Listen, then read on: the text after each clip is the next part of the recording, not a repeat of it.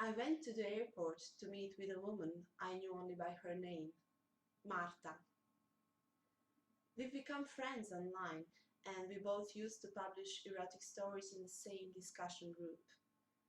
One day, in response to a comment made by a lurker, I made public my desire to have sex with a lesbian, shocking all the writers in our group. My erotic fantasy was accepted by Marta, my muse of many sapphic stories I have written, without her even knowing that she was my inspiration. Without much ado, she has expressed the intention to meet me in person. Lesbian women I have met before Martha were horrible creatures, and both nurses. Their legs were hairy and there was thin hair on their faces too. While in my imagination, like that of many men accustomed to porn, a lesbian was and still is the essence of erotic pleasure, and it is the reason that had prompted me to meet Martha. At the airport, I was alone, awaiting the arrival of the passengers. Martha would have no difficulty identifying me. I stretched my legs and stood up from the chair, then I approached the exit gate. Martha was completely unknown to me. But she knew my identity, she knew the way I looked, because she was in possession of my photography taken during Erotic Story Writers' Convention organized some time ago in a restaurant in Bologna. The group of passengers landing was composed mostly of businessmen. I've identified 3 young women. One of them was definitely Marta. She noticed me first and came to me. I had imagined her just like she was, and it was not bad indeed.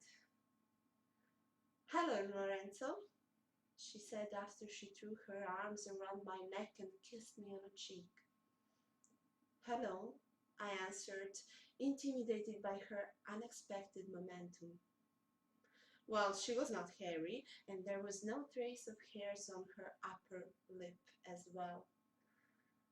She wore a straight, tight skirt that showed off her slim legs and narrow ankles, a white blouse unbuttoned in the front that gave such a nice view between her breasts that were not too big but apparently nice and firm. And she carried a travel bag, just one. "You have other luggage?" I asked.